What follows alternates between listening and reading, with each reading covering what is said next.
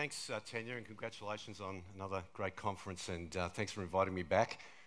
We always have a chat not long after the conference about what am I going to do next year, and I do have a very specific thing I want to touch on today, and I think it's a fundamental lever or enabler of the innovation process, creative process.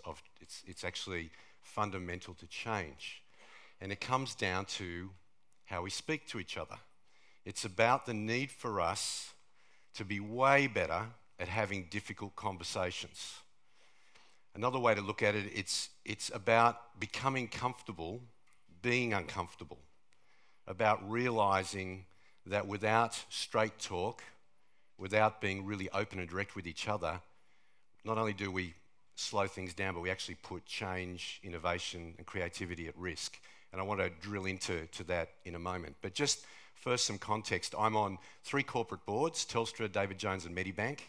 I'm the chair of a 2-year-old online business called The Reading Room, which is trying to compete in the global ebook business. It's the 3rd startup that I've been involved with.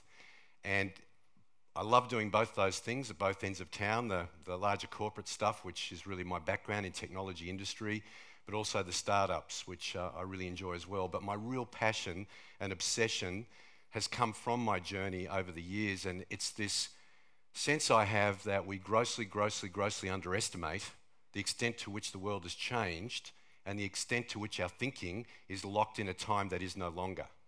And the net of that is that many of us who are in senior positions, baby boomers, the older Gen Xers, we got where we are because we were control-oriented know-it-alls who didn't make mistakes or hid them really well.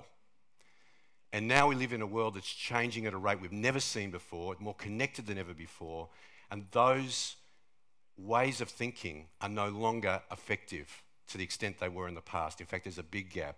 And our orientation has to become enablement orientation, almost an obsession with helping others. It has to be about being willing and brave to take steps to try new things and know that you're going to fail from time to time. In fact, many times you'll fail. Failure, in the context of doing new things, is learning. You cannot distinguish between the two. And finally, we've got to be learning-oriented, not know-it-alls.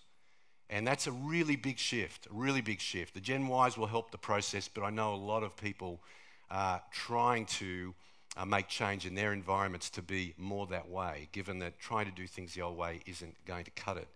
So I do a lot of work with a not-for-profit called the Society for Knowledge Economics, which has been tremendously well supported by corporates, a number of universities, and the Department of Education, Employment and Workplace Relations, on trying to really understand the root cause of what stops our workplaces from being as exciting and innovative and productive as we'd like them to be, and how can we go and tackle that problem, because it's a really interesting challenge.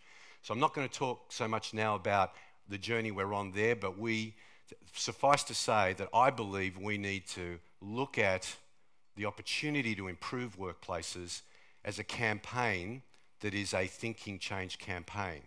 And therefore it's about using language that's simple and direct, as we have in many other areas around drinking and driving, around wearing sun cream, wearing seatbelts. So we are able to change behaviour with concerted effort. We've got to find ways to communicate in really simple terms to people at work that they should expect better, engage, and try and create better environments for themselves. So that's a little bit of the background. I really wanted today to go beyond where I've talked before in this forum and really try and nut out what I think is at the heart of high-performing organisations, and it's the way they talk to each other. I mean, language is fundamentally, I think, the only way we communicate ideas and change, and I mean, it's all in the way we talk to each other. And I've got a bit of a structure, and that is that I think we have to be able to have really tough conversations about purpose and priorities.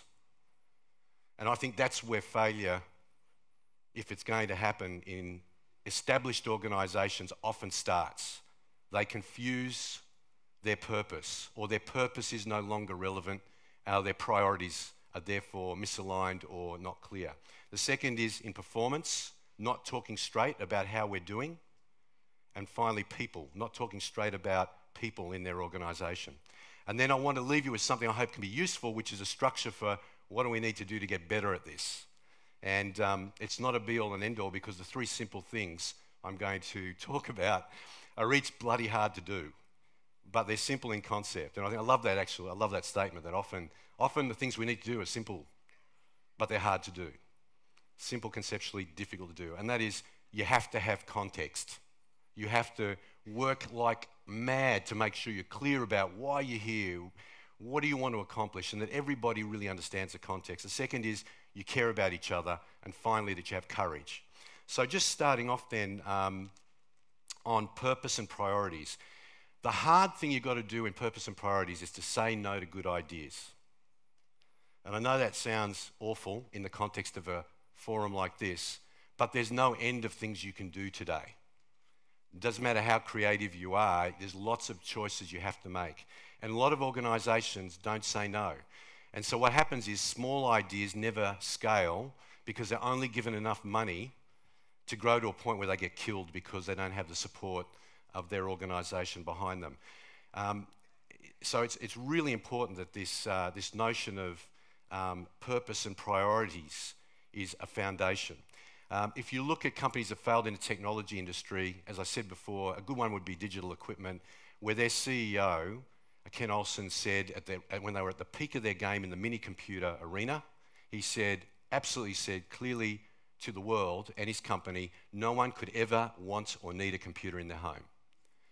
And then we wonder why the culture of that organisation did not embrace the personal computer. He almost made the personal computer an undiscussable in the organisation as a result of that, and undiscussables are a very dangerous thing. Priorities and purpose, Steve Jobs is a great example of that, and I always encourage people to read the bio because he is an obsessive around this, and I think we all, if we can get almost as obsessive as Jobs, will all benefit.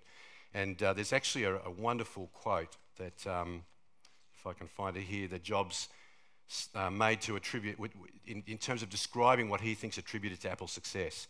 And he said, it's saying no to 1,000 things to make sure we don't get on the wrong track or try to do too much. We're always thinking about new markets we can enter, but it's only by saying no that you can concentrate on the things that are really important. So when I say saying no to good ideas, I'm not saying say no to all good ideas. I'm saying say no to doing too many good ideas because all of them will suffer if you don't make those tough trade-offs. And that's hard.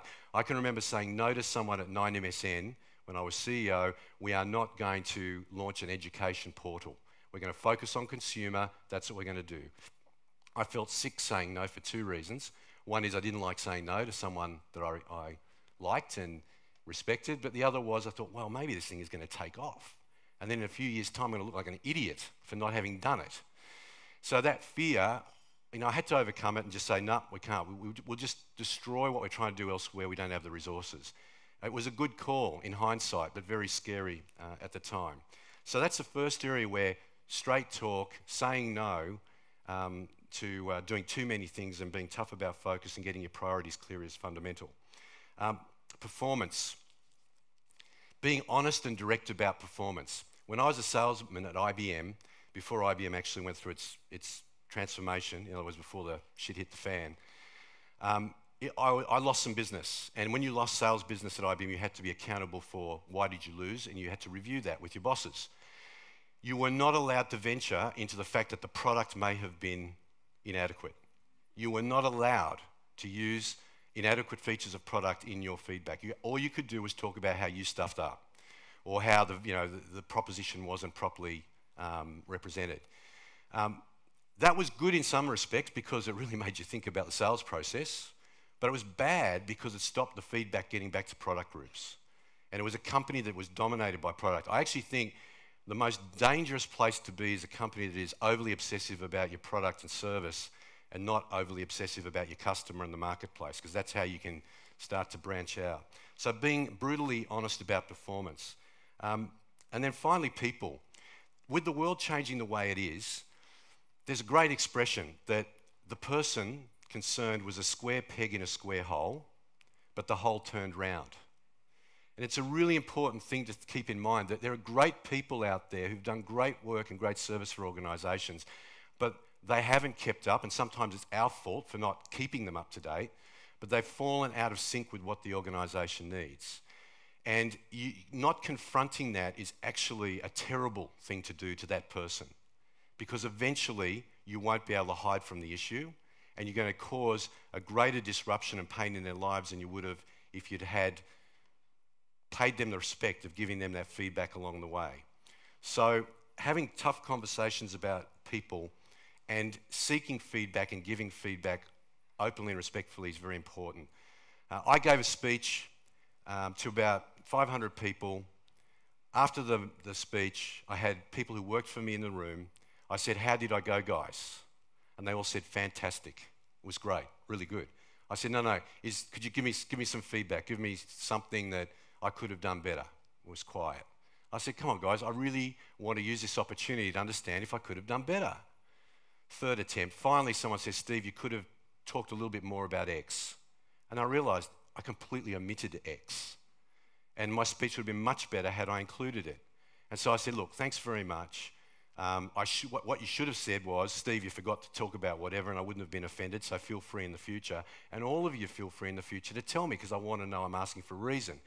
Now, deep down in my gut, when I ask that question, I am a little bit feeling like, "Oh, God, I hope nothing too horrible comes back." It's human. But you have to overcome that fear, because people won't give you feedback unless you really ask for it, particularly if they are more junior than you in the structure. Work against the hierarchy to get the feedback. Seek the truth. Ask the questions. It's very, very important. So, in terms of the three things that will help you, you've got to have context. If your people don't understand where you're going and why, and haven't had the opportunity to get involved in the process of socializing it, inputting to it, and you haven't made that really clear in terms of what it means to their lives at work, you don't have a basis upon which to have hard conversations. An argument between two people about a priority isn't going to get resolved because no one knows. It's two opinions.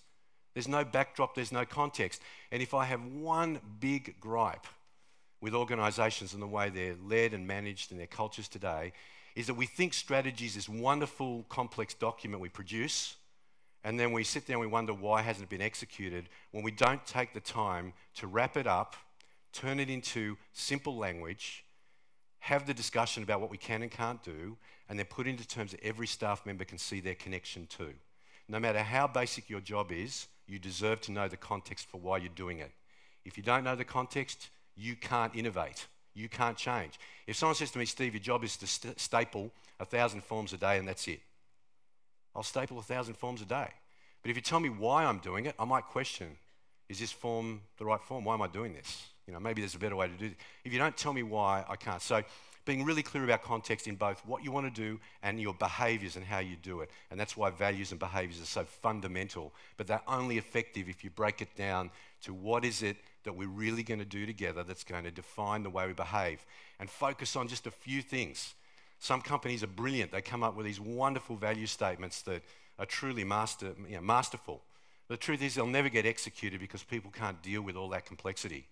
So one or two clear things that are going to be what we expect of everyone here, and giving plenty of feedback on that. So having context. The second is care.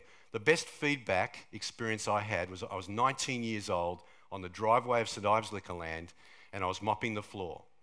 And Joe Pritchard, my boss, walked up, and I didn't know he was there, and he just tapped me on the shoulder. And Joe, I thought Joe was about 80, but I think he was probably only about 45 or 50 at the time. And he sort of looks at me and he goes, "Steve-o, you're a good bloke, but you don't know how to mop a floor. Let me show you how." So he took the mop out of my hands, wrung it out, and then started mopping away, looked at me and said, "You get it?" I said, "Yep." He said, "Here you go, son," and patted me on the back. And I'll never forget it, because he told me I was doing a rotten job. He showed me how to do it, but he didn't make it personal. And I think that in terms of care, what I mean is have hard conversations, but don't play the man, play the ball. Without context, it's hard, because you don't know what the ball is and where it's going. So you've got to have that alignment context. Then you can give people, there's no excuse for attacking people. And there's legendary examples of people who do that.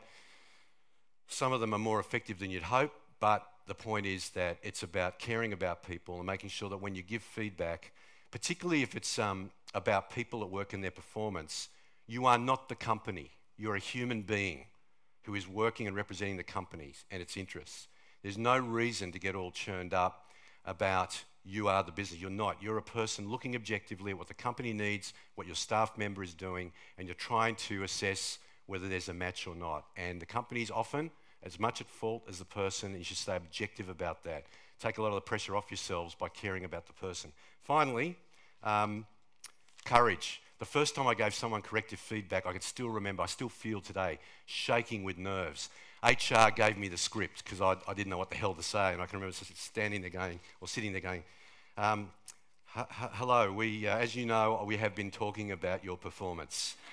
And, you know, I was scared to death, and you will be scared to death the first time you do this and many things, but you've got to push through it.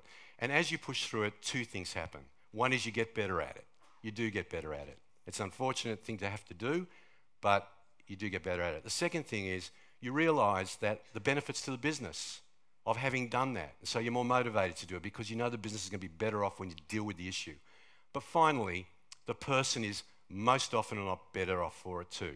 80% of the people that I've had to move on from an organisation have either said that have acknowledged either that I did the right thing for them, or that the process that we went through and the way we treated them was so respectful that they were glad they weren't the ones who had to do it.